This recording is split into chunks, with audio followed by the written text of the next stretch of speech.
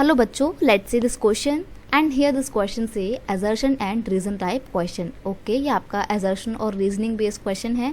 तो इसमें आपको एक स्टेटमेंट असर्शन की दी हुई है, एक स्टेटमेंट आपको रीजन की दी हुई है और आपको बताना है कि क्या असर्शन और रीज़न दोनों सही है नहीं है, दोनों एक दूसरे के सही से एक्सप्लेनेशन करते हैं या नहीं करते हैं। तो पहले हम पढ़ते हैं असर्शन क्या बोलती है हमारी। The cooperatives are playing an important role in food security in India, especially in the southern and western part of the country। ये वाले स्टेटमेंट बिल्कुल सही है। कैसे?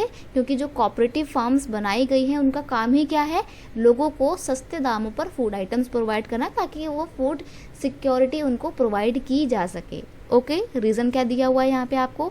इन Tamil Nadu around 94% are being run by the cooperative, यानी कि तमिलनाडु में 94% शॉप्स जो है वो कौन चला रहा है, कोऑपरेटिव चला रहे हैं।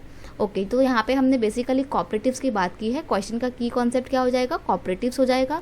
और दूसरी बात, ये जो कोऑपरेटिव्स है ये फूड सिक्योरिटी प्रोवाइड करते हैं, बट यहाँ पर तो एग्जाम्पल दिया हुआ है तमिलनाडु का। तो यहाँ पर असर्शन और रीज़न दोनों बिल्कुल हैं तो सही, लेकिन रीज़न असर्शन को सही ढंग से एक्सप्लेन नहीं करता है। तो आप क्या करेंगे, ऑप्शन बी पे टिक करेंगे कि both A and R, its mean assertion and reason are true, but reason is not the correct explanation of A. So that's why you will have to mark option B. अब थोड़ा सा हम cooperatives के बारे में जान लेते हैं क्या होता है ये। The cooperative society set up shops to sell low price goods to the poor people.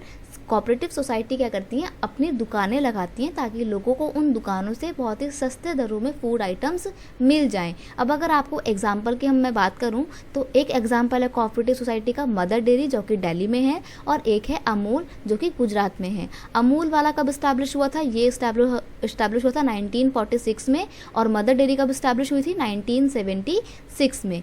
Amul तो इतना ज़्यादा सक्सेसफुल हुआ था कि मिल्क प्रोडक्शन इतनी तेज़ी से बढ़ी थी कि वाइट रेवोल्यूशन तक आ गई थी। और अमूल जो है उसको सेटअप करने के पीछे जो मेन आइडिया था वो किसका था, वर्गीस कुरियन का था। इसीलिए उनको आगे जाके मिल्कमैन ऑफ द इंडिया भी बोला जाता है।